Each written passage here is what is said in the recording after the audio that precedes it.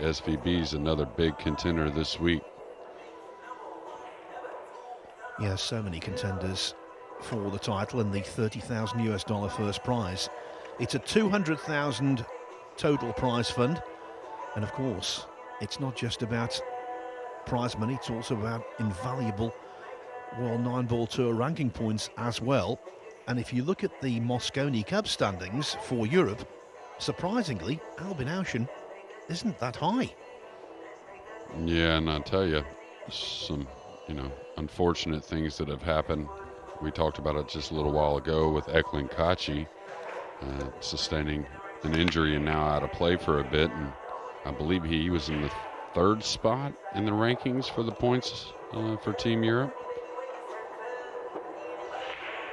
So Albin, of course, who's been a mainstay on that team pretty much every year since he started making the team, and definitely looking to get back on that 30th anniversary come December.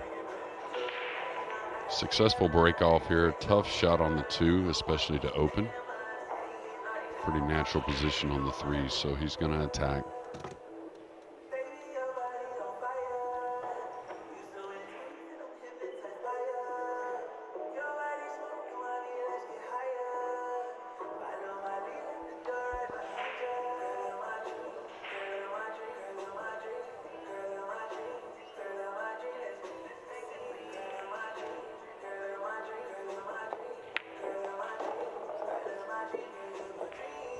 Really solid opener there from Albin, and we're going to see a really nice one here on the 3, having to screw the cue ball back for the pink 4. That's up on the top of the table.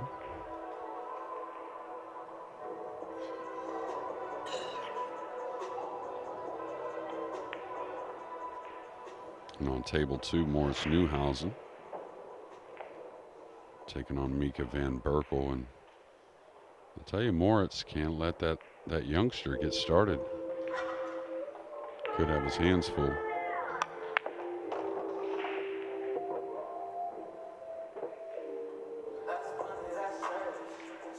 What I've noticed in our open events so far this year, Jeremy, and I think you might well agree with this, over the first 4 days, there is no shot clock. Then the shot clock is instituted from day 5 onwards, 30-second shot clock. Now, when we're in a situation like this where the shot clock is not in operation, I think on occasions Albin Ouschan plays a little too slowly for his own good. It doesn't help with his own rhythm. He was involved in a number of marathons, wasn't he? Particularly at the Spanish Open, and I think he played one at the UK Open as well. I think he needs to obviously take his time and respect his opponent, all that kind of stuff. But I also think it's important for him to play with a certain amount of freedom.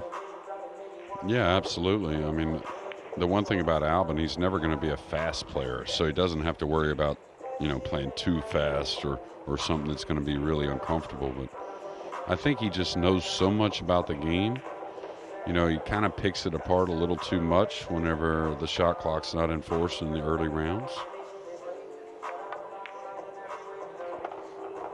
And I think what also happens is you don't really develop that gut instinct that you can go with when the shot clock is in place. Now looking at the 8, I think the 8 is playable.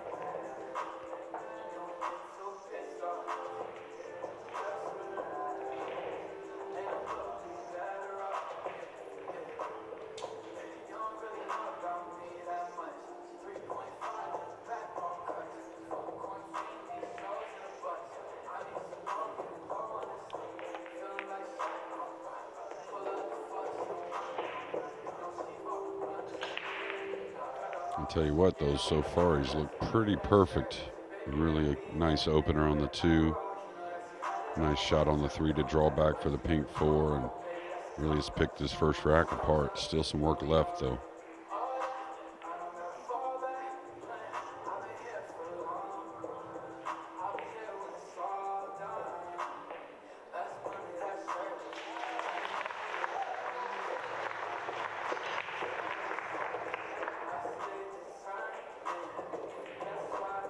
You might have heard some applause there. It's a large arena, this, housing no less than 26 tables.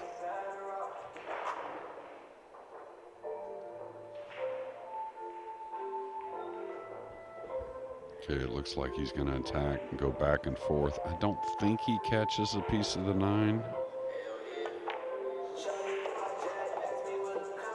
Yeah, the timing's been really about perfect with the swing so far for Albin.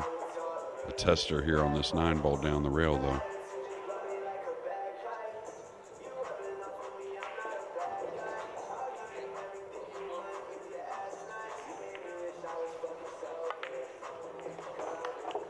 If he carries on playing like that, this could be a successful title defence. That was a very good start. You couldn't have much better from Albin Ouschan, who leads Dawid Brzezinski by 1-0. His performances this year, by his standards, have not been what we normally expect. It's not been a disastrous year. That would be over-egging the situation. Got to the quarterfinals of the World Nineball Championship in Poland in February. Lost out to the brilliance, and one has to say, in that particular match, the luck also of Mohamed Soufi. He made the quarterfinals of the Ljubljana City Mayor's 9-ball Open as well. And I think his best run in matchroom events came with partner Mario He in the World Cup of Pool. They got to the semi-finals. So it's been bubbling under the surface, if you like, the excellence he normally produces, and maybe this is the time where he's going to show his best. Yeah, he rarely has a year that, doesn't have a real big highlight in it, and still a lot of pool left in this year. That's what's so great about what's going on with 9-ball pool right now. It's been an incredible year so far, and we still have some of the biggest events still coming. So we get to see Brzezinski, the scratch on the break. Yeah, and I kind of look back to that quarterfinal in Poland. It was an odd match, playing Soufi, a kind of an unknown and a very kind of awkward cueist. And I don't know if you remember, Phil, but the push out that Albin made, I think it was the first game, kind of challenging Soufi in a spot he would never challenge another player, I don't think in a quarterfinal anyways. And he just kind of played an odd match there as a big favorite. And really, I don't know if it set him back, but maybe something he's thought about a little bit. I think it's a really good point. You've got to see it, evaluate and say the truth, and basically what happened there was 3 things. Ouschan played below his best. Soufi potted some incredible balls, but he was also really lucky at times. That's just a matter of fact. Yeah, I think so. And Albin would say he had his chances, and he did, but Soufi got rolling, and once he gets rolling, it's the way he plays. Some things are going to appear a little more fortunate at times as well.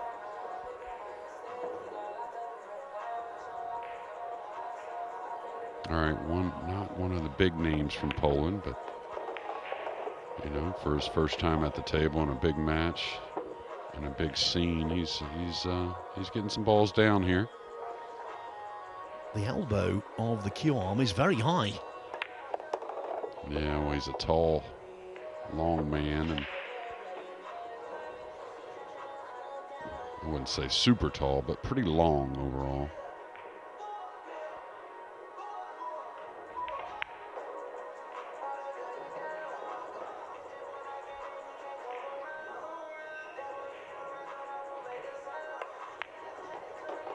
The lines are actually quite good, aren't they?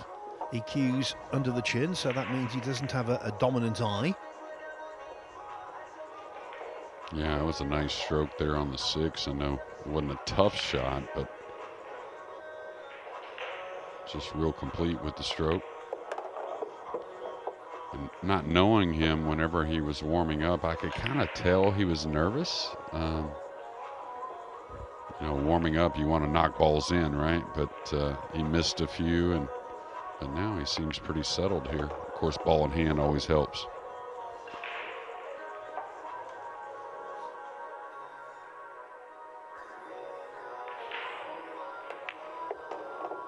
Who wouldn't be nervous taking on the defending champion in front of the cameras? But that was a real nerve settler. Dawid Brzezinski is back on level terms with Albin Ouschan at 1-1. So let's give you some of the other scores so far. Very early stages of day one. Pierre Francesco Garcia, he leads Arik Reiter from here in Germany 1-0. Same thing for Tim de Ruyter over Panagiotis Sipoliatis of Greece. Eric Kohler, he's 1-0 up on Daniel Masol, who's a very good player from Poland. And talking of which, Wojciech Szewczyk has taken the first rack from Fu Huan, who of course won the junior event, the Francisco Sanchez Ruiz junior event in Lugo, Spain, quite recently. Ivo Arts from Netherlands, 1-0 up on Thomas Kirsch. By the way, 57 nations represented here, and that includes 60 players from Germany. Yeah, it was about that number last year, somewhere around 60 represented from the home country, and that may be an all-time high as far as 57 countries involved. Our first dry break of the match.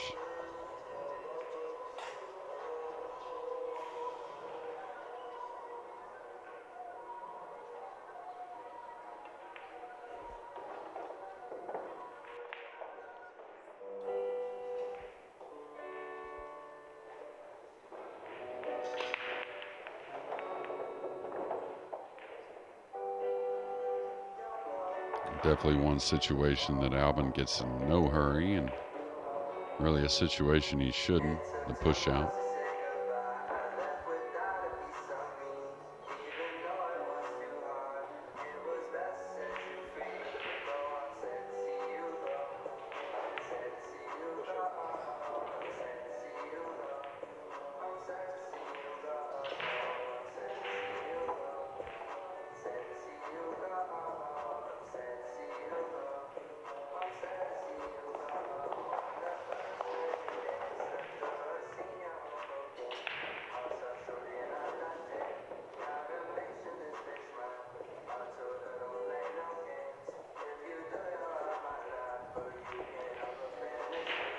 Our camera would tell us that maybe he gave up a look at this one ball, but I'm sure he got the snooker here, and it's going to be some type of real first shot.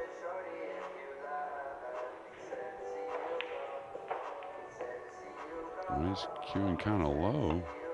Oh, he could see this. Wow. So a bit of a mistake there. Well, Ouschan, because the cue balls disappeared behind the 7, has got away with that. Fancy leaving the 1 like that. What a push out. Yeah, and it's funny that I think it was in Spain we talked about a push out from Albin that was very suspect. Maybe I think it was the World Cup of Pool, but I always considered him as one of the best push out players there is, and someone who really uses it as a craft. But that one there got away.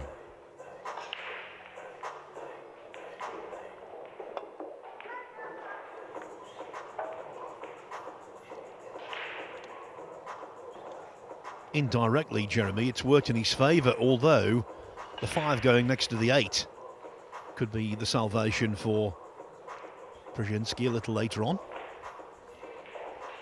Yeah, and Albin's got options, though, with ball in hand. He can shoot the 2, leave an angle, can come off the 3 and go into the 5 and the 8. He could shoot the 2 and get straight on the 3 to play an angle off the pink to go into the 5 and 8. So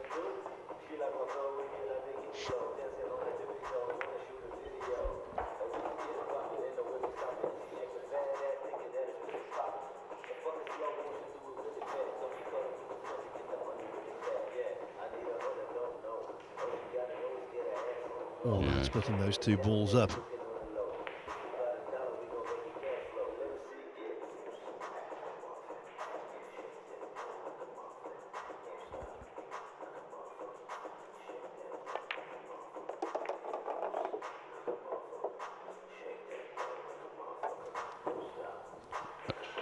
Nice shot there.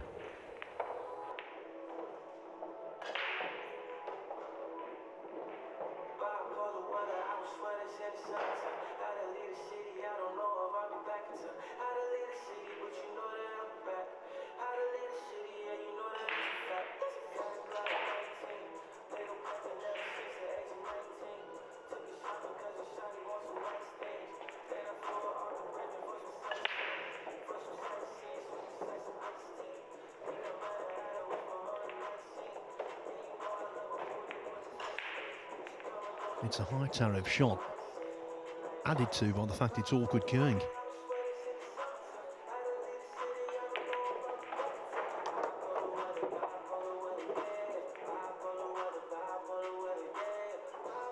Well, the green 6 is causing problems.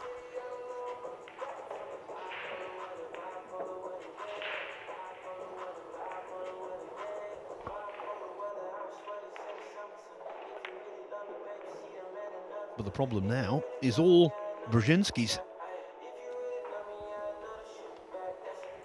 Yeah, Albin with the experience there, realizing he really couldn't get position from the 4 to the 5, so just laid up for the safety.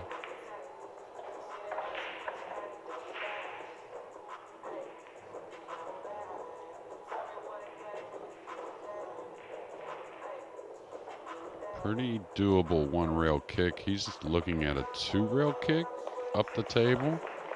Thought he could just kind of follow the path of the 5 that Albin kind of shot it on, and he can certainly hit before the side and drag down on top of this purple 5, 1 rail off the left long rail, but he's going to go 2 cushions.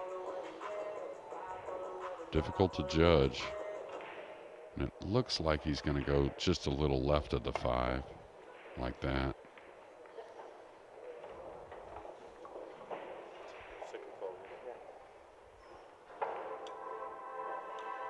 You could hear Albin telling him that's your second foul, consecutive second foul, and that is the 3-foul rule in 9-ball pool. If one player makes 3 consecutive fouls, that's a loss of game. Should just kill the ball here.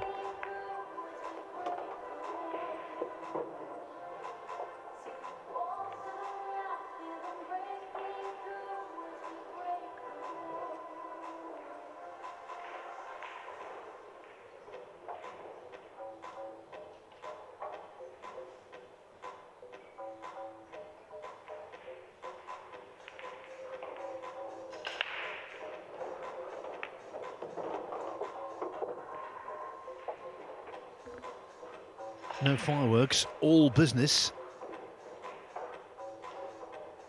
But early indications are that Albin Ouschan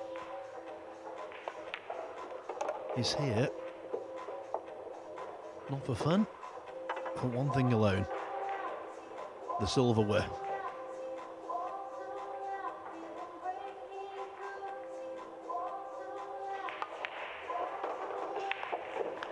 Ouschan's the kind of player who is motivated by a challenge, and repeating in one of these major Matchroom 9-ball ranking events, repeating as the champion would really appeal to him.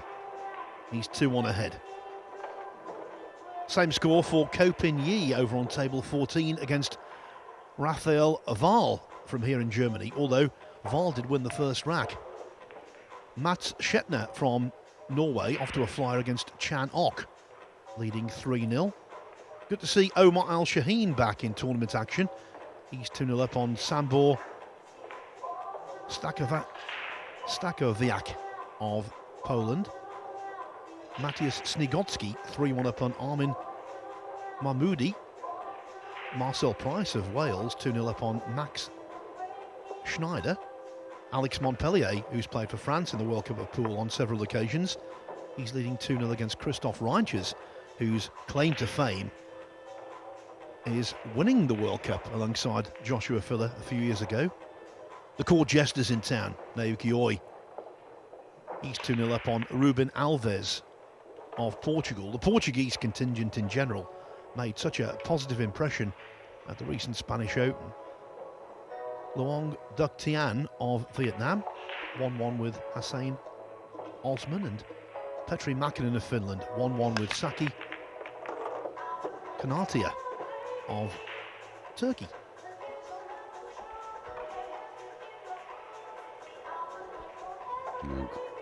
A great break off there, and almost a golden break, our first on the main table, but narrowly missing it in the side.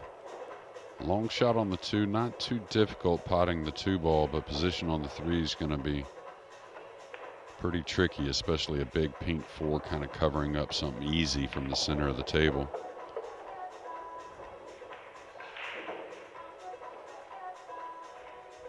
I think he can go with a high ball here, Phil, maybe 2 rails just a little left of the 7 if you're a viewer looking at the screen.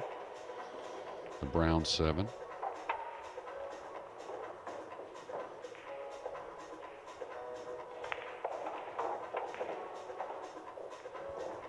In terms of shot selection, in terms of what he feels right, in terms of the percentage game that he employs so well, no stone will be left unturned. That's the thing with Ouschan. All right, looks like he's cueing downward just a hair, so he's going to try and force it 1 rail, I think anyways.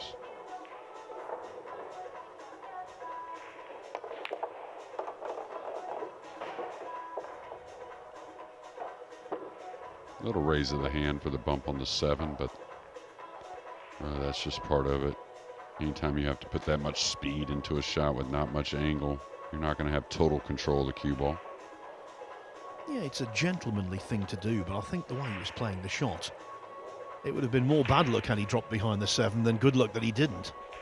Yeah, it would have been his opponent really raising the hand more out of the chair. And one thing that, you know, Albin's such a good position player that we don't get to see enough of sometimes is how great a shot maker he is when needed. Just once he gets control of that cue ball, he just rarely turns it loose.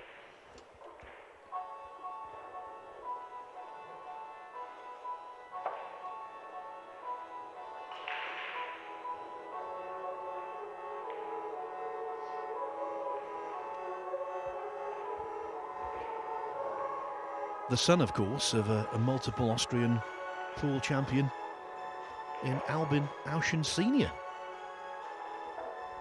I actually did not know that. Of course, the family, his sister, one of the best players in the female game, in the females game. Well, he's having to make one heck of an out here if he does go on to do it. Difficult shot on the 2, a tricky one on the 3. Definitely tough on the pink 4. Now long distance one on the purple 5. So one thing that suits him well is I really haven't seen much problem with the stroke so far. And early in the tournament is whenever some of the better players can still be a little struggling to find their timing.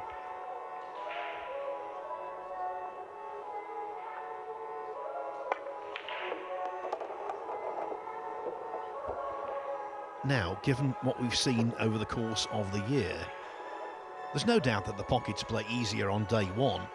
Maybe towards the end of the week, this one would have been repelled. Yeah, and I think what happened there is just the type of shot you overcut so often. He's just aware of it, and especially on the new conditions. These tables break in quickly, though.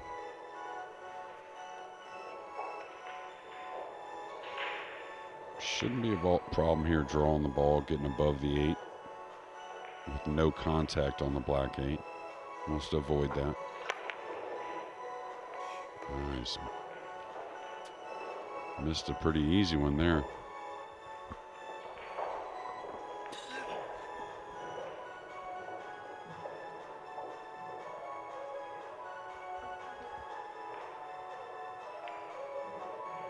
That qualifies as a real surprise.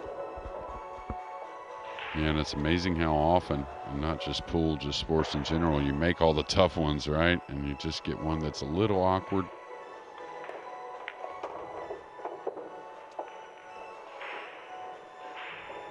So important, Jeremy, for Brzezinski to make his presence felt here and to take this chance.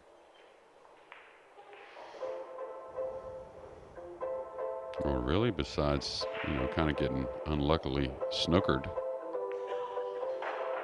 on a shot on the one, he's done pretty well with his opportunities so far.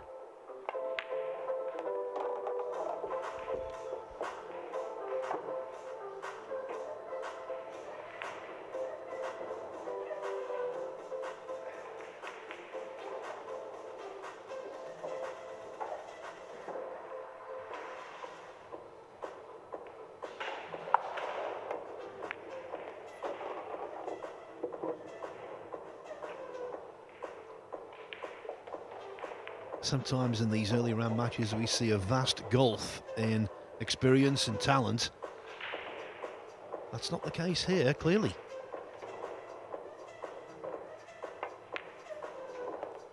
It is, quite literally, David against Goliath. Right now, though, it's 2-2 and anyone's match. The youngster from Poland did well there to seize on the opportunity from that missed six ball by Albin Ouschan, who's not displaying any emotion, but inside he must be very annoyed because basically 3-1 was there for the taking. When you look at Ouschan's record over the years, it really is extraordinary. He was runner-up in the World Nineball Championship way back in 2014, but since then he's won it twice. 2016 beat Shane Van Boning in the final, 13-6, and a couple of years ago overcoming Omar Al-Shaheen 13-9. He's also won Pool's Championship League in 2021. He won the Chinese Open in 2015. So many other big events as well. But as we've said, 2023 so far has not been a banner year for Albin Ouschan.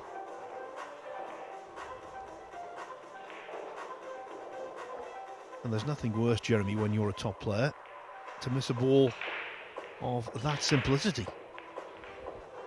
Yeah, and it's especially if you can't figure out why. That's what I kind of feel from Albin. Usually great players can recognize where the shot went wrong one way or another. Just don't see that from Albin, but an opportunity right back at the table. It's 2 dry breaks for his opponent, so that's got to change a little bit if he figures to contend here in this opener.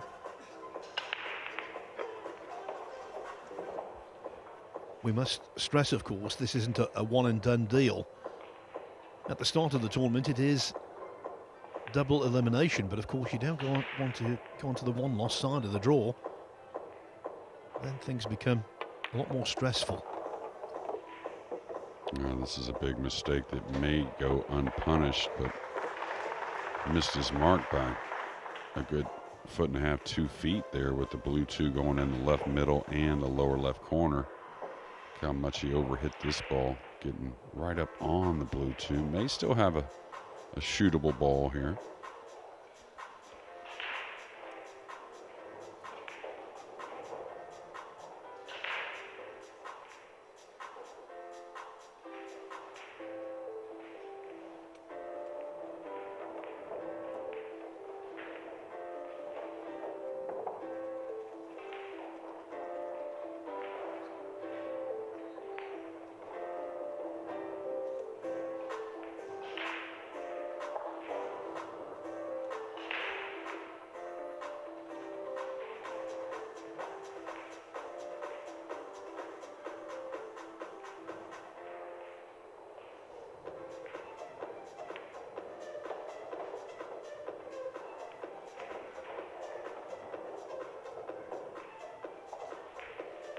Looks like he's going to take this on in the corner, come one rail out to the center. Get a little cut shot on the 3 in the same corner, the red 3.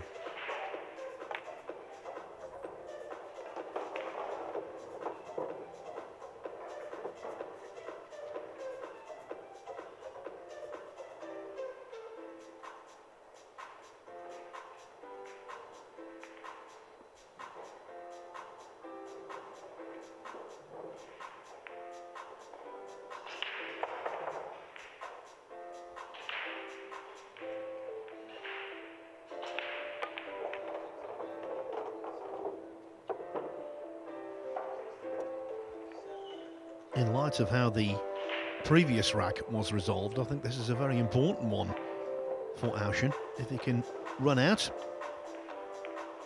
that mistake, well, it won't be forgotten, but it will be eased. Yeah, absolutely, especially after making a mistake on the 1 and getting really awkward on the blue 2, and to get through this out. I tell you what, though, it's an important one mentally for him, and his opponent has had 2 dry breaks, but other than that, you know, David has played pretty well, so Albin doesn't want to let this get out of hand, lose a lead here, and let his opponent gain any more confidence.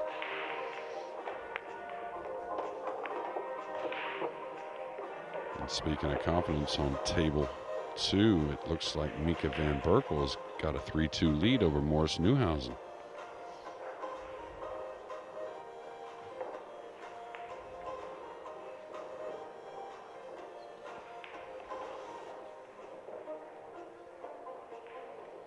Moritz, of course, one of Germany's big hopes this week.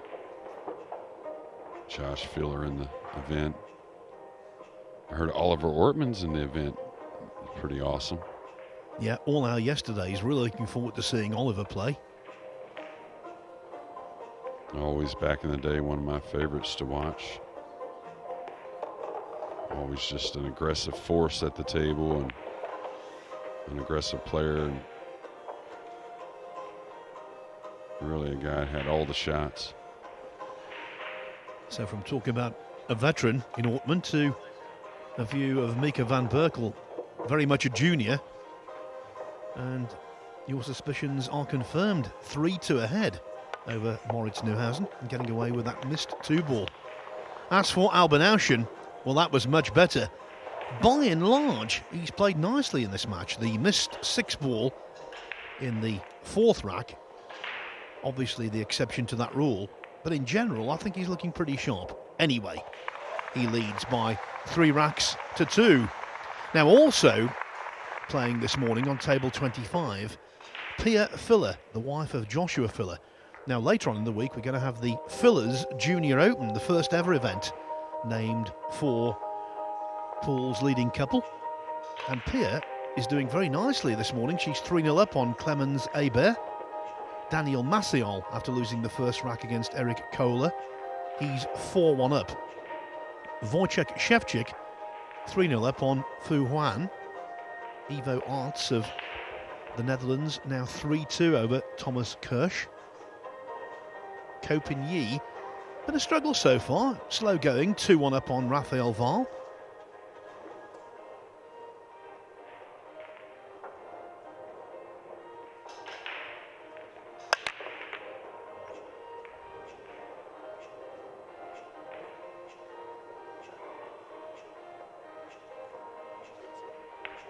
Dry break in return from Albin Ouschan. Almost that same golden break, kissing back into the 9 and then banking it cross side. This one a little closer than the last, but I believe a pretty nice opener here. One other score to give you. Aloysius Schaap from Singapore, always a factor in any tournament. Former US Open runner-up, he's 3-1 up on Georg Soda from here in Germany.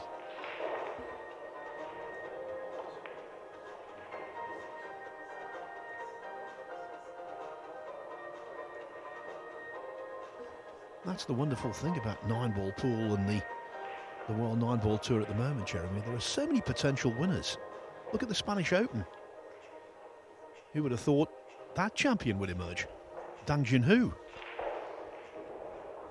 Yeah, and it's just a game, you know, that the better players are better, but it's just percentage points for the most part from one level to the next, and you get a little confidence going, you have a few rolls, you know, put heat on your opponent.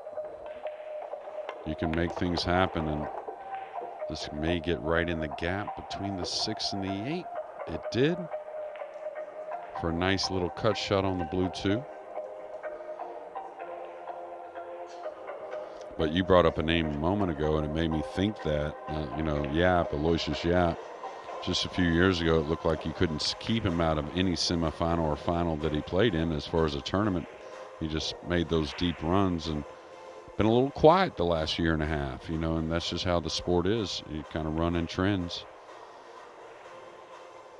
Ouschan being a prime example. Yeah, absolutely.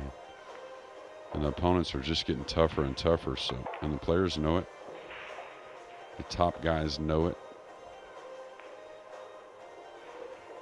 Well, Brzezinski was very fortunate to find the gap to drop on the 2, but he didn't capitalise on that fortune. Now, has he been lucky again and blocked Ouschan's path to the potting angle? Yeah, we'll see. It looked like the 2 may have dressed up to where, yeah, it's a pretty jumpable ball. I was going to say, is it kind of a dead kiss off the pink 4, but I don't think so. So Albin, like most of the great players these days, a pretty big favorite here on this type of jump shot. The thing that may cause the miss is trying to gain position on the red 3. Hard to just stop your cue ball from here and take on the long one.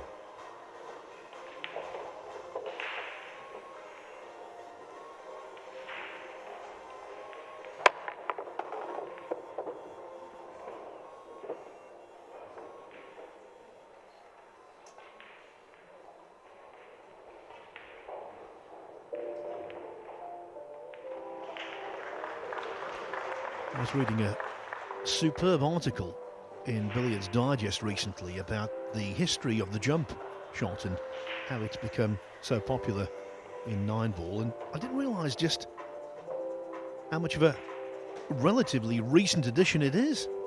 Yeah, somewhat anyways. The jump cue itself, I think, has been around since about the late 80s, early 90s. Of course, they weren't for every player, and then some thought it was kind of a fad kind of thing, and it just grew and grew. Of course, we used to have to jump with the full cue feel, which was an art in itself, and you could see a bit more shots at times just because the power you can get into the ball with a full cue. But now the technology and the ability of the players, that combination has just made the jump shot a very, very big weapon in our sport.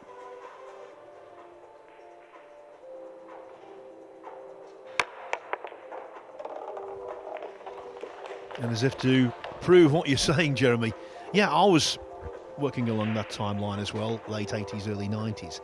And for me, that's, in a sporting context, a relatively recent addition. Yeah, absolutely, especially because, like I said, when it first came out, it wasn't like, oh, this is the best thing since, sliced bread or whatever you want to call it. But,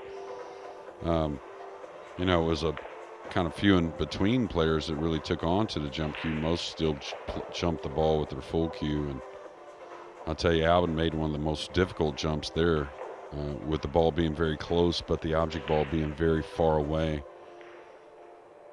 That's the one that's most often missed.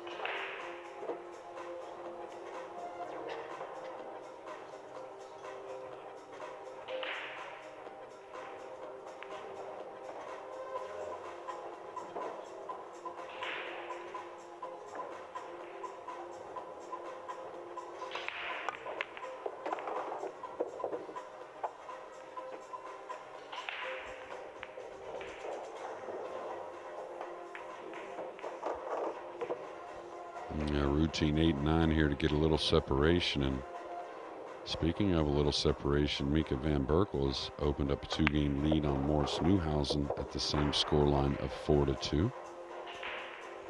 And what will be the same scoreline here shortly. Indeed, we have music in the arena. Maybe now it should be the Pointer Sisters. Jump, jump for my love, or in this case for rack 6. That was a catchy tune too. I remember that one. Yeah, that was around maybe at the same time as the jump cue. Yeah, was that's right. Just coming into the game. That's oldies, Jeremy. That was a pretty golden rack for Albin Ouschan. Just what he needed, I think. That's the kind of inspired pool that might get him going. The first jump was good. This one, over the very close 6 ball, that was the best. Yeah, on this type of jump shot, why it's so difficult is any miss hit of the cue ball at all, by the time the cue ball gets to the 3, it will swerve a little bit, just react a little funny. So everything has to be on point with this type of jump.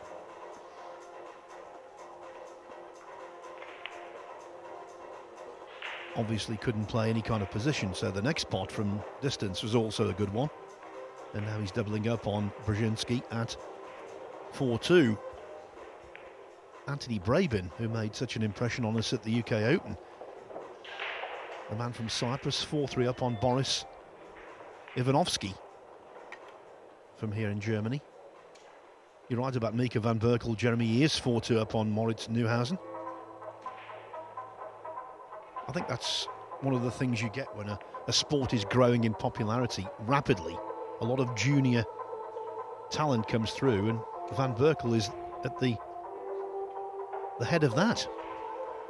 Yeah, definitely one of the best juniors in the world. And, you know, it's the type of sport we always talk about ladies being able to keep up with the men and whatnot. Just because the physical side of the game isn't totally necessary, it is helpful, and it definitely going to travel and play your best pool the healthier you are. But, you know, we talk about Van Berkel being young. Morris Neuhausen is pretty young himself. What is he, 20, I think, now? Maybe even still 19. Such an impressive character. He plays really well, always smart, professional, articulate in several languages. Could be a big star.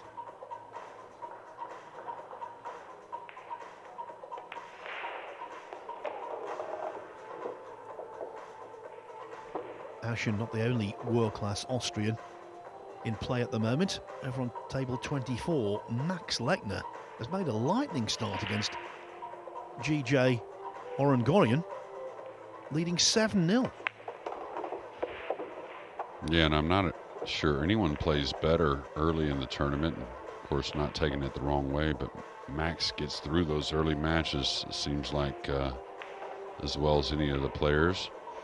Still looking for that first really big title. Runner-up last year at our U.S. Open. He'll be back there in late September in Atlantic City.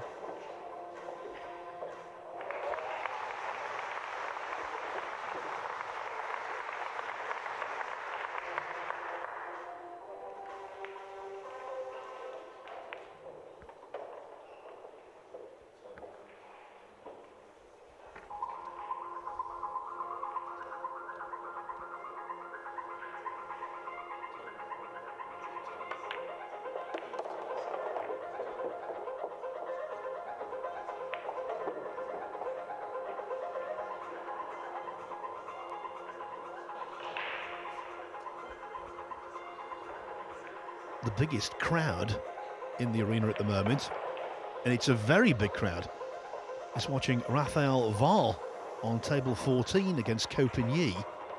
And one of the reasons you're hearing so much applause, Val leads 4-2. Well, it's rare, but Copigny has, you know, had some score lines early in a few of these events that haven't gone his way, but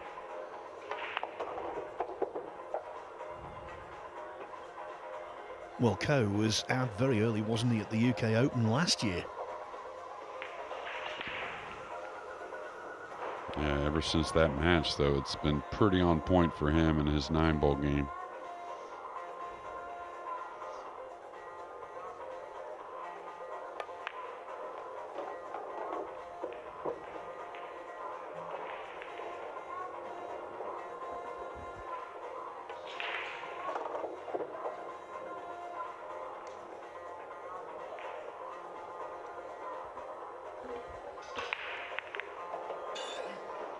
Speaking of Copigny, has there been any player that has been involved in more matches to remember in the last year than Copigny, right? He's been in some that haven't gone his way, but have been incredible performances. Whirlpool Masters champion, involved in some incredible matches the last 12 months. I wouldn't say Albin Ouschan's performance here has been incredible, but certainly it's been eye-catching and I think encouraging. He's 5-2 up now on Dawid Brzezinski. And you have to say, rack 6 really was, quite literally, a jump start. So Yeah, more he's than taking, halfway to victory. excuse me, Phil. I was going to say he's taking care of really all the difficult shots. He's had many of them in this match so far, and really just one kind of, I wouldn't say easy 6-ball, but somewhat routine got away from him. And hats off to his opponent. His opponent has played pretty well also. So limited mistakes here in this opener. In the race to record the first victory of the tournament, Naukioy is involved. He's 7-0 up on Ruben Alves of Portugal. Alex Montpellier 5-1 up on Christoph Reiches. And Matthias Snigotsky 6-4 up on Ahmed Mahmoudi.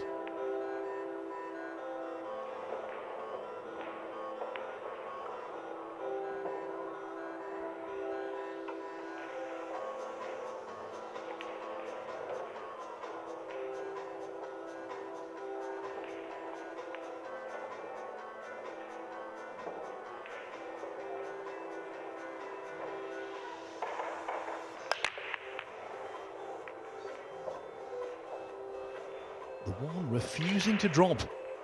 Caught both jaws, but didn't find gravity.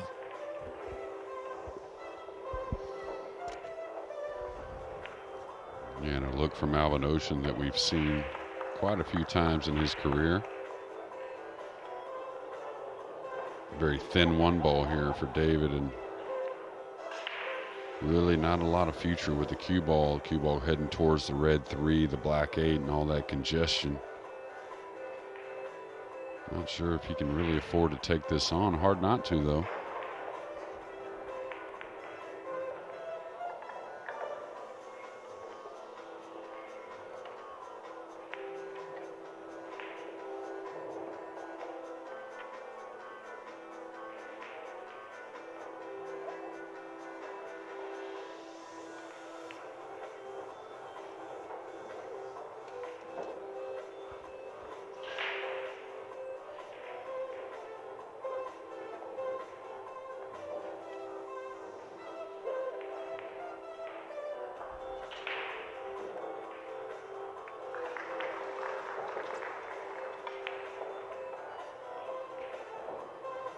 I was trying to think where I'd heard the name Brzezinski before, and of course it was Zbigniew Brzezinski, who was a big part of the Carter administration in the USA in the 70s. Yeah, Carter was about the first president I really remembered. Was, of course, alive for, just born for Nixon, and then name's eluding me all of a sudden. His vice president, who went on it. Gerald Ford. Yeah, Ford, Gerald Ford, that's right. He actually toured my hometown during that election with Carter.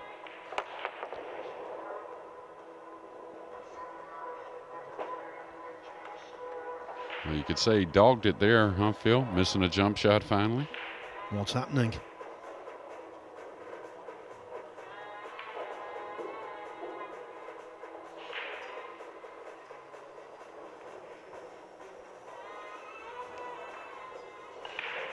Nice shot here on the 1. The 2 goes in the upper corner.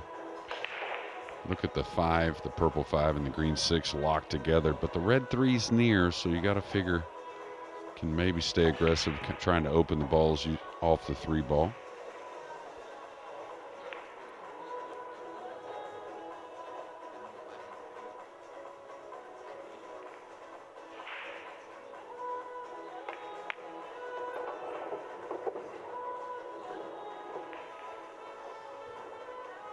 Could still win this match, of course. We're not writing his chances off yet.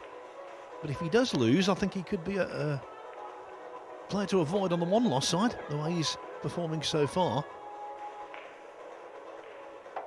Yeah, not knowing a whole lot about him. I mean, does go the 1 loss. You got to figure probably draws to be a favorite for a match or 2. the way he's played so far. Moritz Neuhausen has tied it at 4 apiece with Mika van Berkel. I think he's gotten enough angle here to get into the green 6 a bit.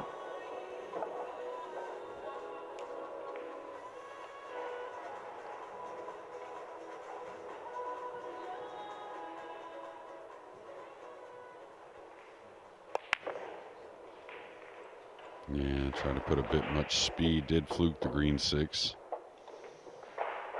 Missed the 3, so I don't know if he can go offensive here. Could be some kind of containing shot. If you're going to shoot with a lot of speed into these small pockets, you have to be very, very accurate.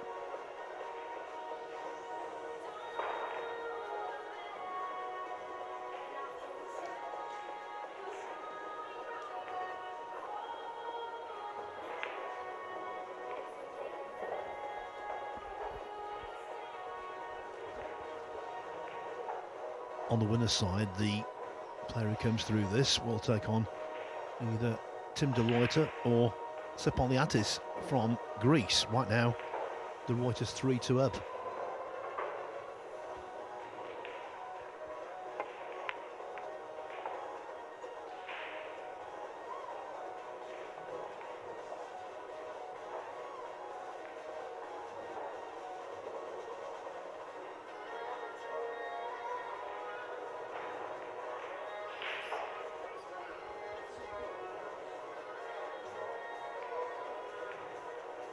Notice he's got his player's wristband on there to identify him to security and all of that kind of stuff, but it doesn't seem to be on very well. Must be a hindrance, an annoyance, the way it's been applied. You see there, the wristband of the more experienced Ouschan has been put on entirely correctly. Yeah, he's put a few more of those on than his opponent.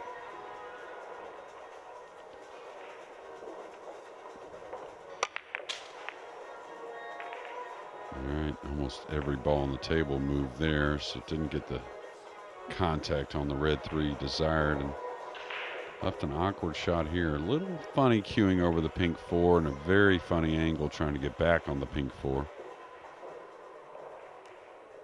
So funny of an angle to the lower right. He's going to take on the right middle and run the cue ball a couple rails.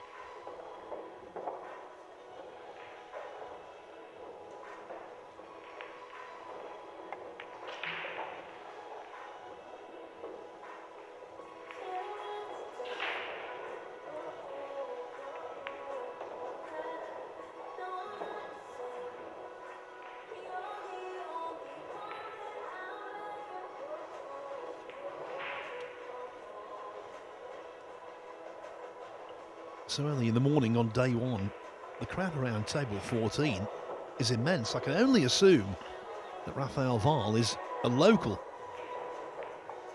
from this part of the world. He's got plenty of support. Into the lion's den for Copigny there.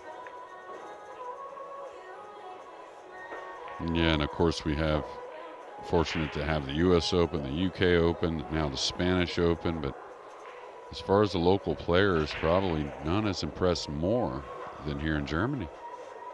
Or let's say the locals that we don't know that much about.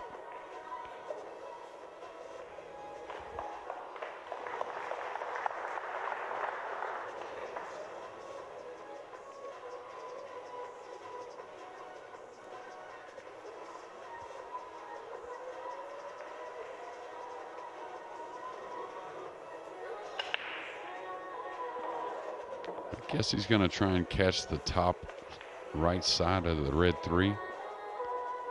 Watch out for the upper right corner with the cue ball.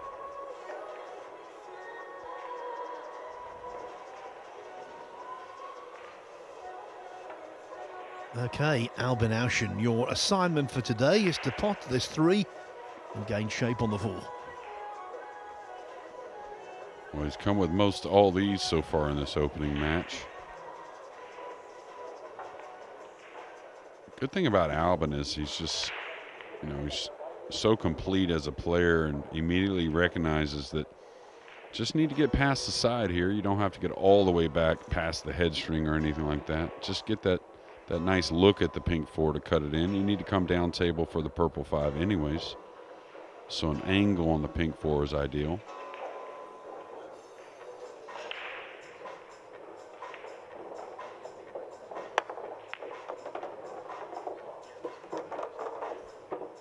Almost, but that could be loss of rack. Yeah, and if we do get another look at it, you'll notice he just cut the 3 a little thin to the pocket, to the left side of the pocket. That's why he caught that cue ball a little thin coming towards this middle and didn't get past that side. Really wasn't poorly struck at all, just a difficult shot. Brzezinski won the second rack when Ouschan scratched on the break.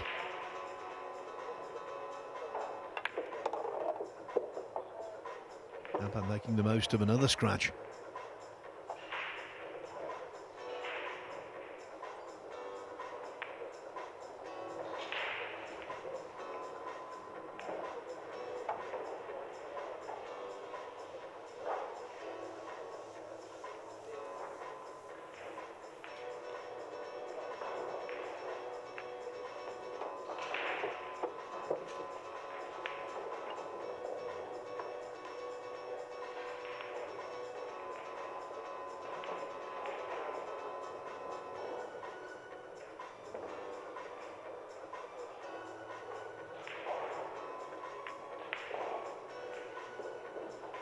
Oh, you cannot do that against someone like Albin Ouschan. That was meat and drink.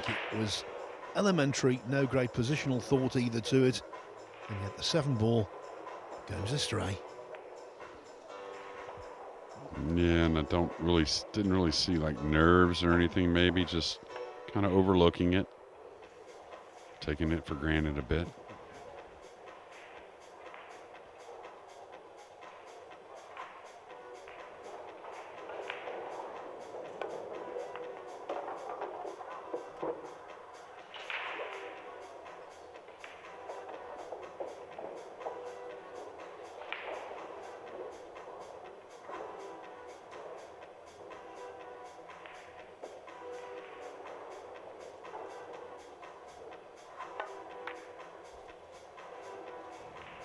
That was as big a miss as you'll ever see from 2-time world 9-ball champion Albin Ouschan.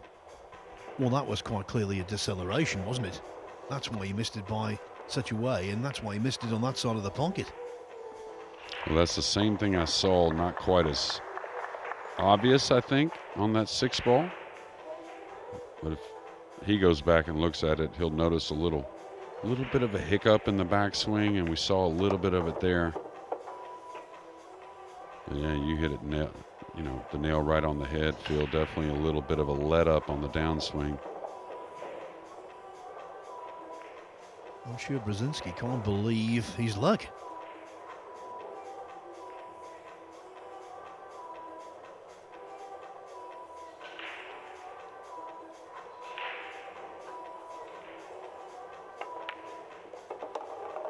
In pool, there are mistakes and there are blunders. The latter on the 8 ball from Albin Ouschan cost him the rack when he should have won it. So 5-3. Yes, for the most part, his pool is positive, but there have been a few weaknesses in there.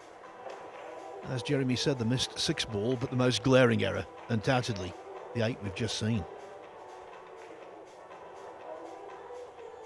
I know, Jeremy, you always keep an eye on the American participation in these tournaments.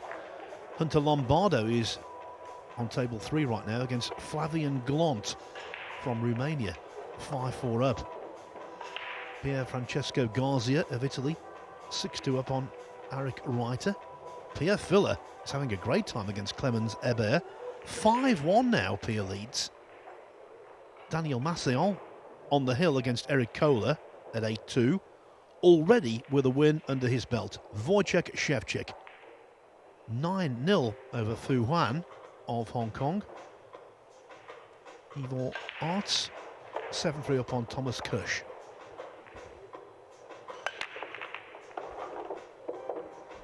Well, the only ball he's made on the break so far in this match is that cue ball right there. It's been 3 dry breaks, and now serving up ball in hand in game number 9. And I'll tell you, Albin's been able to let go of that mistake pretty quickly, back the 6 and the 8, and one other, I think, just because of these dry breaks. And now, again, like I said, surrendering ball in hand. Wasn't an unlucky scratch. Cue ball got below the rack, really went kind of straight off in that corner.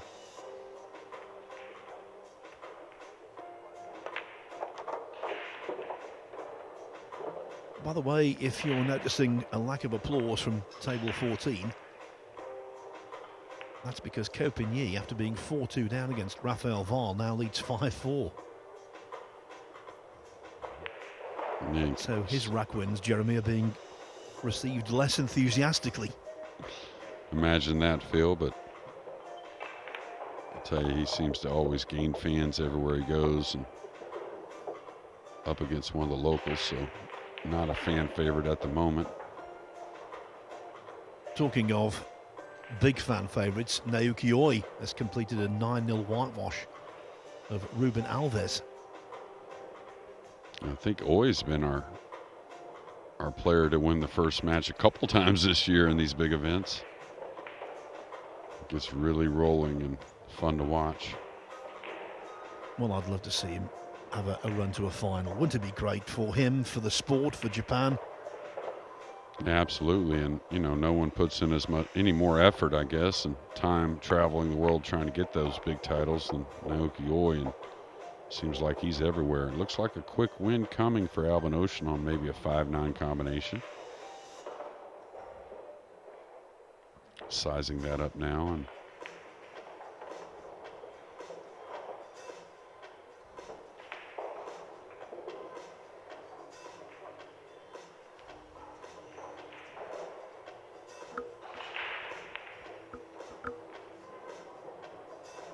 got a big win at that World Pool Masters this year, Copigny, but he's been knocking on the door in some of these other bigger events as well.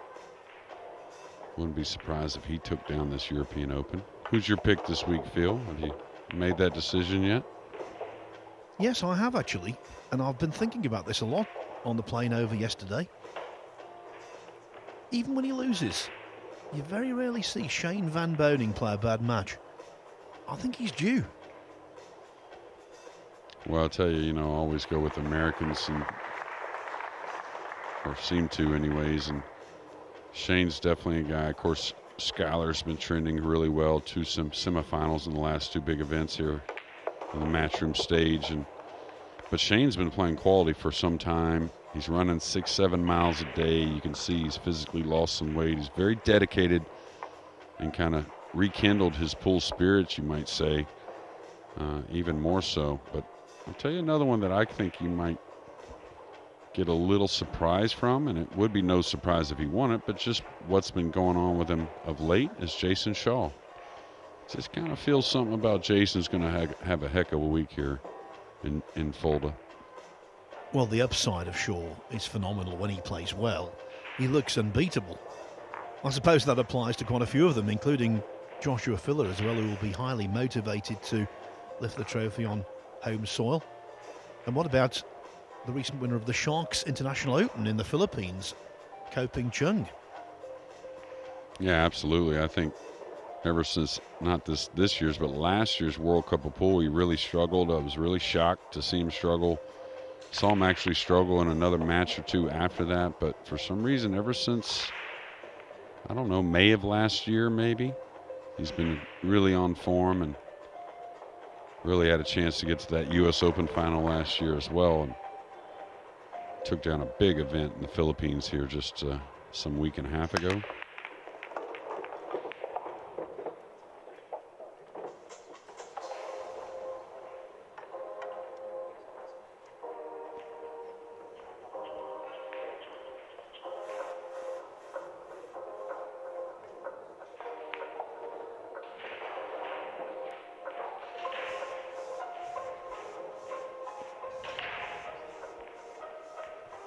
So the 5-9 combination from Ouschan Means he's doubling up on Dawid Brzezinski at 6-3. 3 more racks required to clear his first hurdle in defence of the title. Yeah, didn't seem too happy. This is a pretty good starter after the break. You're near the rail. You may not be able to get that close to the 3, but should be able to come up the table and get the cut shot.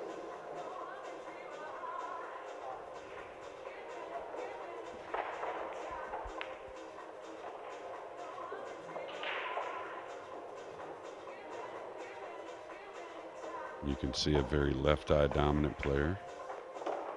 Right-handed, left-eye dominant.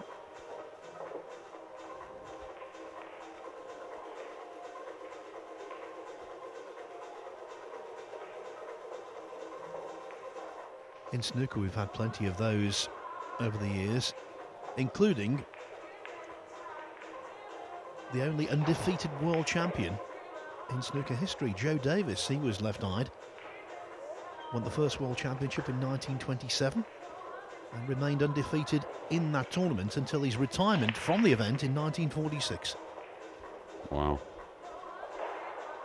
And he was the man that had a brother that played as well? Well, his brother was getting very close to him. And in the 46 final in London, Fred Davis nearly beat Joe. And that's why I think he retired, because he wanted to retire undefeated. And that was entirely his prerogative.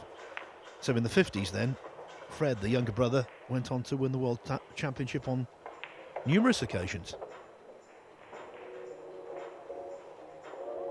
Fred Davis played competitively on the professional circuit until he was 78 years old.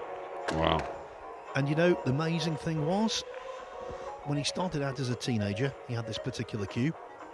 And when he finished his career at the age of 78, he was still using exactly the same cue.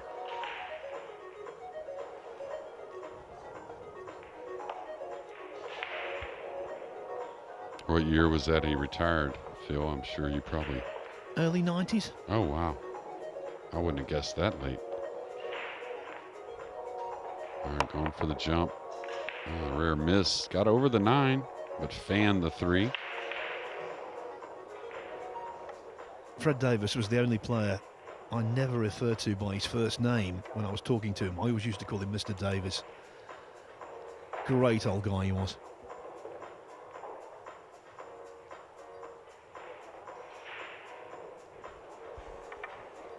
Well, in 1978, at the Crucible, the second year the World Championship was played in Sheffield, he got to the semi-finals and almost got to the final at the age of 64. Yeah, he must have stayed healthy, that guy, I tell you. Kept his eyes a long time. A lot of congestion here near this left side pocket, and I'm not sure what he's going to play next. Don't think he'll play the 3 off the purple 5, maybe.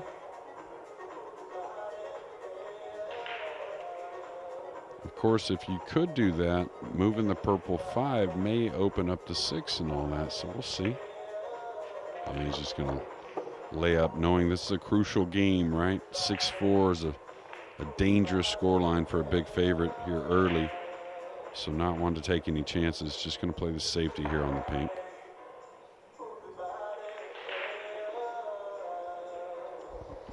Now, does he try to get a little tricky here, trying to bump the purple open just a little bit off the rail?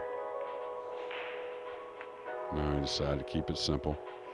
That would have been scary to me, though, leaving the pink 4 near the 9, even on a kick shot. You could see from his reaction there, he wanted the cue ball a little closer to the 6, although I think he has done the main job. Yes, he has. And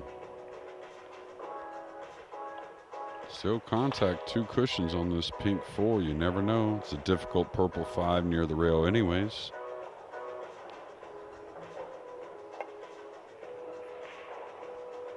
Well, he hit it.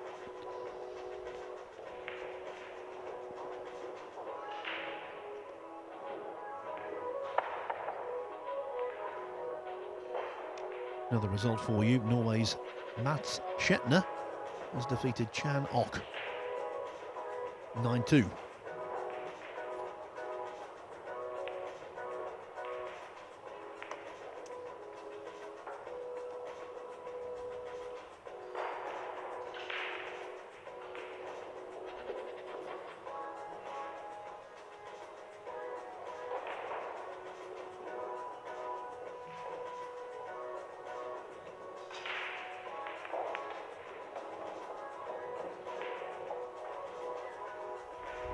Very nicely done. Again, he would have preferred an extra centimetre on the cue ball, but even so.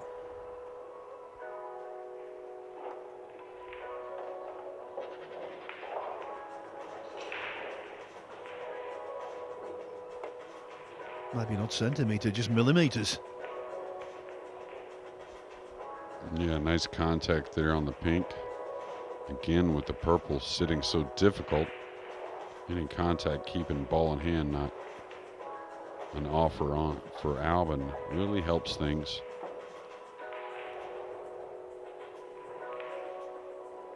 Morris Newhousen's pulled out to a 7-5 lead now over Mika van Berkel. Yeah, just a reminder, on table 2 today, at least 6 matches over there, and it's all on the Matchroom Multisport YouTube channel. All right, he's attacking here, looking like he's trying to cannon the cue ball into the green 6, having the green 6 kind of open the purple 5. So a lot of speed required. Really nice.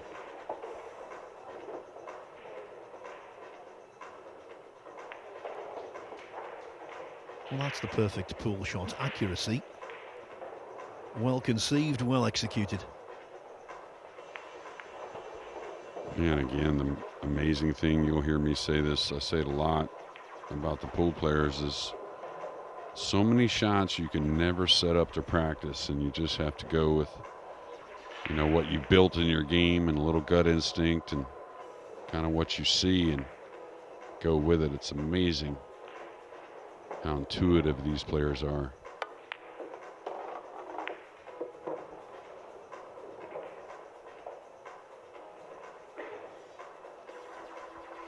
Looks like he can go forward to short side, whether for the corner or for the side pocket. The 7, the brown 7 doesn't play past the 9. Certainly doesn't want to shoot a combination.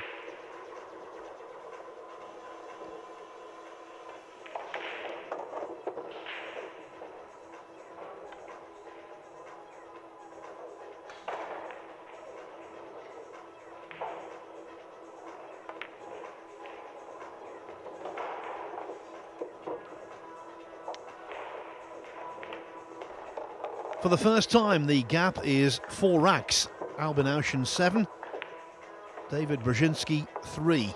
Ouschan needs 2 more for victory.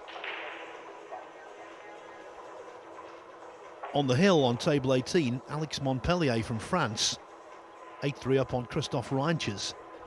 6-4 for the Welshman Marcel Price over Max Schneider. Also on the hill, Matthias Snigotsky, 8-6 up on Ahmed Mahmoudi. Kopinyi in a real battle with Rafael Vahl. It's now 6-5 in favour of the star from Chinese Taipei. You always get one big name struggling in the early stages of these tournaments, maybe 2, but certainly always one. And maybe Kopinyi is going to be set player. Yeah, well, I'll tell you what he feels talking about is one top player as a big favorite. Our next match features 2 great players that are going to, you know, one of them's probably going to have a struggle come down the end. You never know, but both players could play perfect. It'd be unfortunate that one of them has to lose. But Tell you what, we almost had a golden break there. In the end, look how it's finished up. yeah, got kissed multiple times there, 4 or 5 times the 9-ball.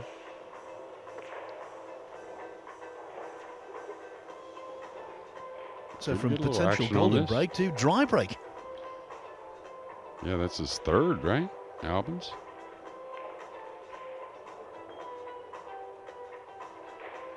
Get a little action on the 9 in the corner here, playing the 1 off the 9. I think that will hold him for the 2.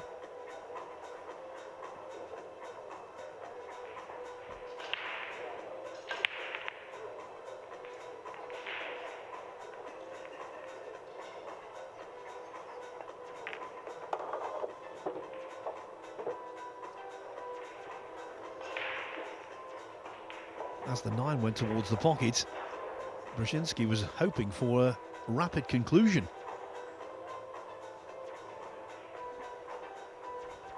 Yeah, definitely trying to give the 9 its best chance. And again, those don't look to me like nerves, those kind of misses, like that 7 ball earlier he missed. It just looks like maybe, kind of overlooking it, maybe paying attention to the cue ball a bit too much. Yes, and the link between the 7 ball and that one, they were both slowly rolled. Yeah, and one thing with the new conditions, especially the streaming tables, the TV tables, they're going to have a bit more lighting, which heats the table up, makes the balls cut a little easier than maybe some of the players anticipate.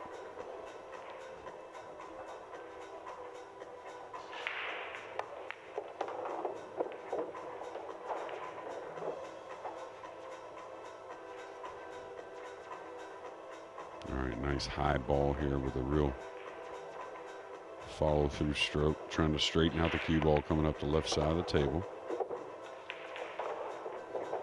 He's going to be a little upset about that just because he's a little short of his mark. 6 doesn't pass the 9. Wanted to be a little straighter on the purple 5, but shouldn't be a problem.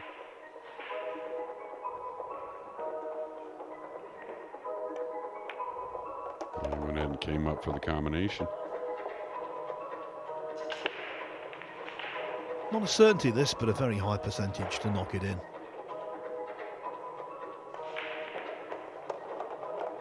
As easy as you like. And so with that, Albin Ouschan moves onto the hill.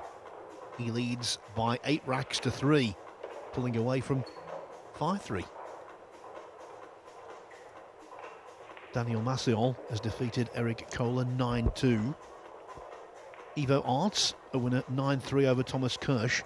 How about Pia Filler? 7-1 up on Clemens Hebert, fellow German. When you've got 26 tables in operation, there's always so much going on. A match that began in the 11:30 time slot. Dennis Grabber from Estonia. He's 2-0 up on Kevin Dijkstra of Holland. Presumably no relation to Lenny Dijkstra, the famous, the infamous ball player from the New York Mets and the Philadelphia Phillies. Yeah,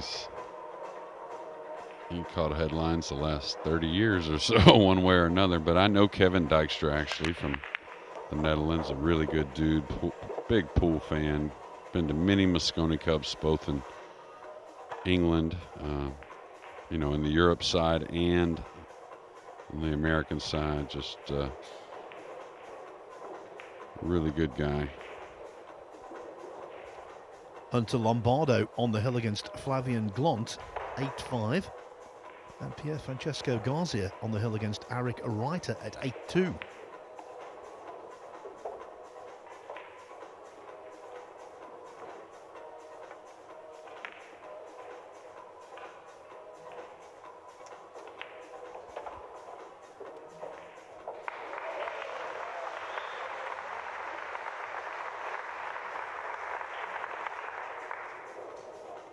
Sounded like another Rafael Vahl cheer from table 14.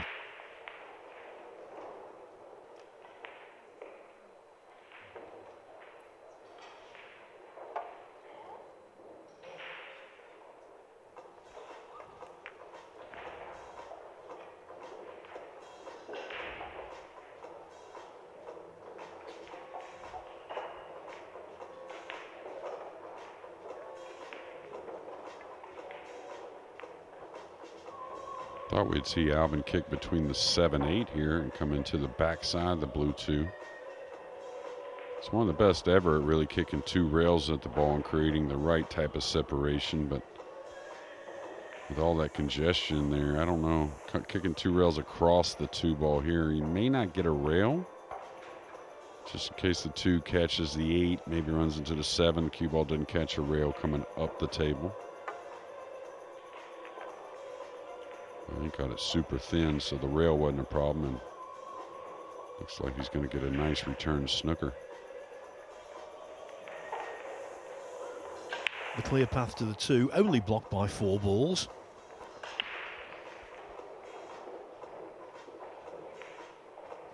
Pretty easy rail first shot here to get a safety. Trying to go to left side rail and kind of come across the 2, bank it back up that left side rail and just come across with the cue ball. Mika van Urkel with a difficult 9 to stay in this match. He's overcut it. He's left nothing easy for Moritz, but a game-winning ball here.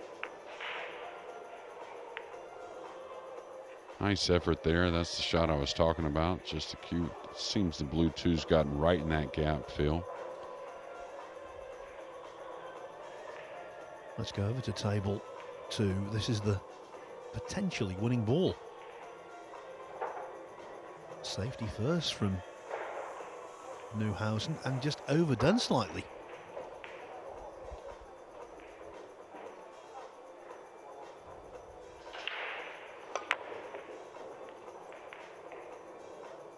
The youngster not out of it yet, 8-6. And here, Brzezinski not out of this just yet. No, and a little surprising on the safety from Moritz, that decision. And then surprised he didn't really hit his mark as well. But thing about that type of shot, you know, that shows a lot of respect, I think, for his young opponent, Mika van Berkel, right? He wants to leave it tough. But also at the same time, you're not going to get the cue ball on the rail with that type of shot. You're always going to be cueing the ball pretty nicely. So even if he lays the 9 on the rail, I kind of feel like Mika had a good shot to make a long rail bank and stay in that match. So a little surprised Morris didn't shoot at the pocket there to win the match.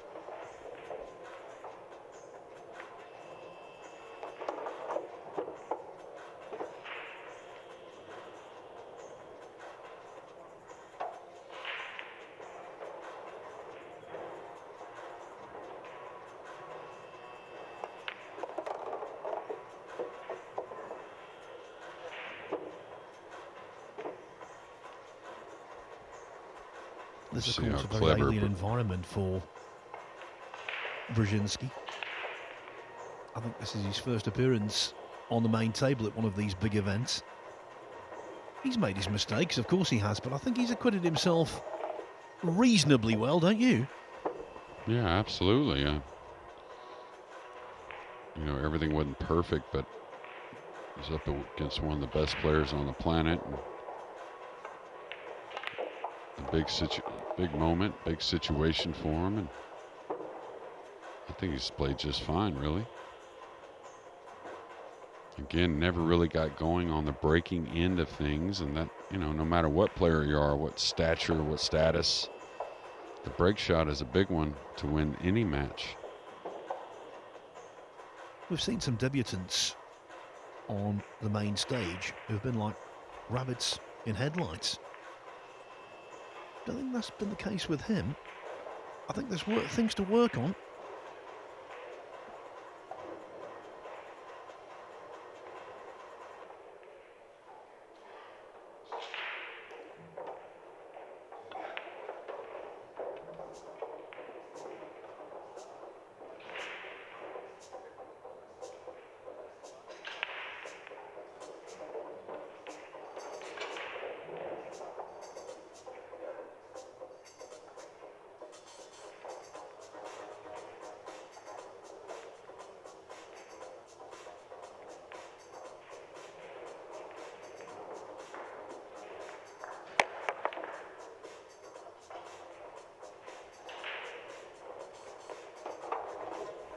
Another scratch and surely loss of rack.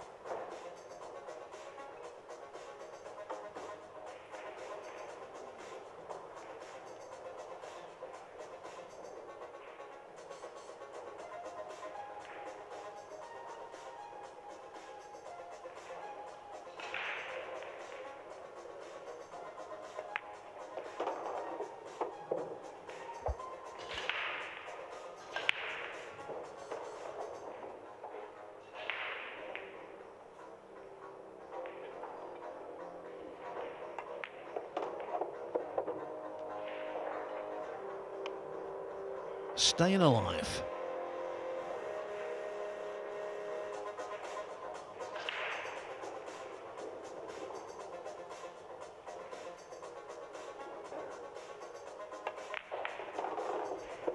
(8-4). Albin Ouschan not over the line just yet. The winner of this match will play either Panagiotis Sapoliatis of Greece or Tim de Ruyter. 7-3 at the moment to the Greek. 8-5 still, Hunter Lombardo over Flavian Glant. Pier Francesco Garzia from Italy has beaten Arik Reuter 9-2. Pier Filler now 7-2 up on Clemens Hebert. 6-6, Copigny and Raphael Val. 7-5 for Marcus Martin over Yunus Saska. On the hill, Omar Al Shaheen, former World Championship runner-up, funnily enough, to Albin Ouschan. He's 8-3 up on Sambor Stakoviak. Matthias Nagotsky has beaten Armin Mahmoudi 9-7. And also a win for Alex Montpellier over Christophe Reinches at 9-3.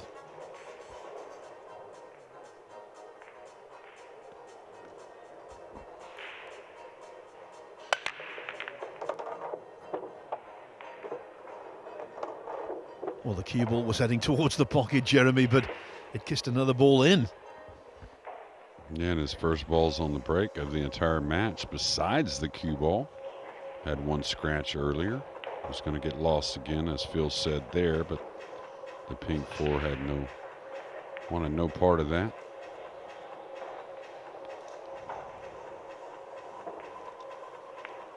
So both the players, oh, nice shot there, coming 2 rails between the 9 and 3.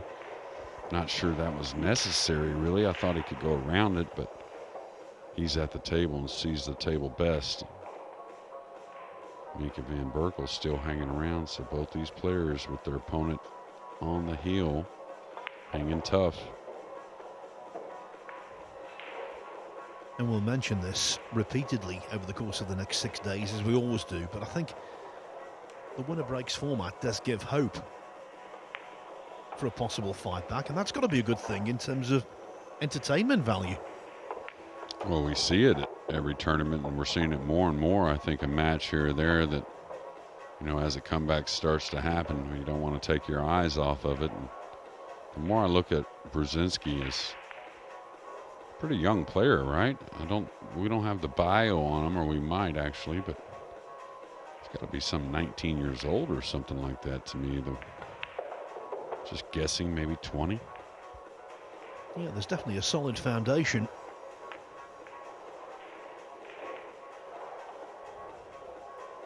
Took that a little close to the pocket for comfort. Had to be very precise with the pace of the object ball.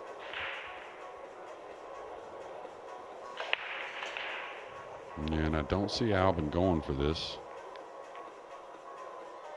Probably plays off the right side of the purple 5. He's going to bank it back down in between the 8-9 and kill the cue ball. A little left side spin.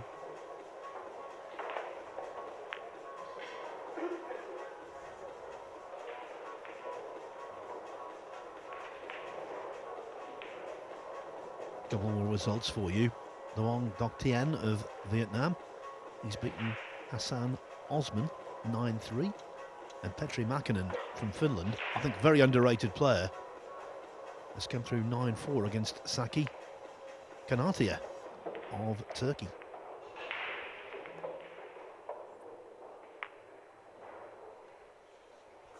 And I suspected Max Lechner through in no time at all with a 9-0 whitewash of GJ Orangorian from Great Britain.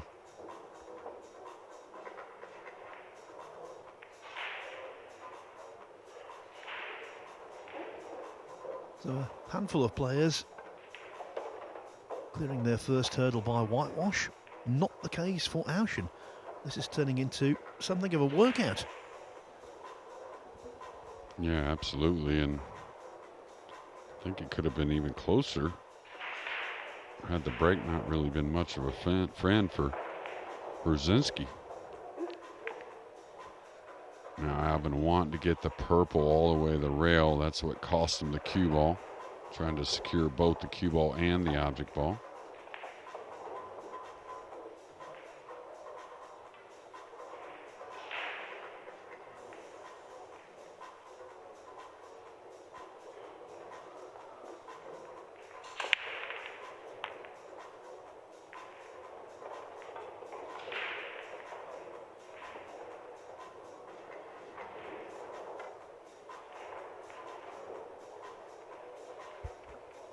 One more big name strolling through. Albin Ouschan 9-1. Jorge Soda.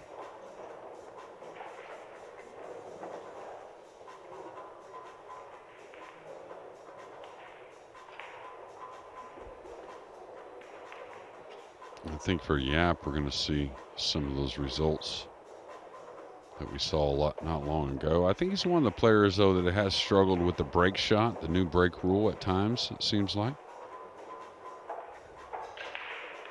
Which is probably the best thing about that rule, is most every player has struggled at some time with it or not. Watch out, 9-ball. Wow, and got the snooker.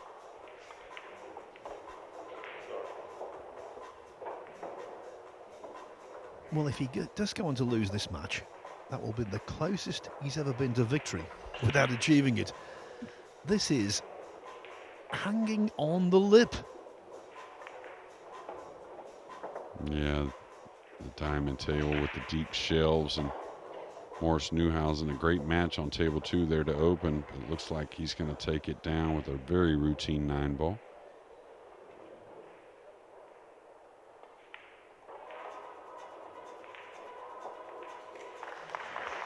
Yes, there's the applause to confirm what Jeremy was saying. Moritz Newhausen defeats Mika van Berkel by 9 racks to 7. That's the first match over for the day on table 2, but plenty more pool to come on the Matchroom Multisport YouTube channel.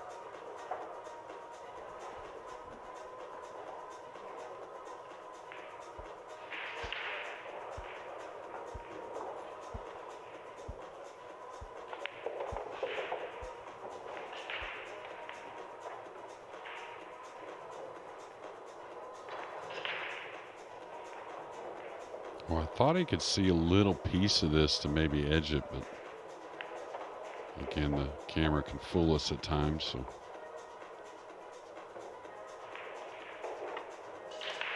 yeah, I think that's the direction he's shooting, and that's all you can do here.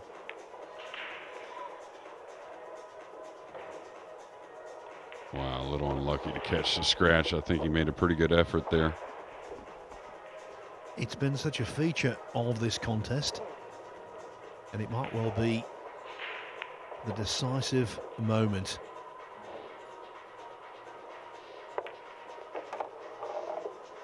Surely it will be. This 6-9 combination, any contact will do. There it is.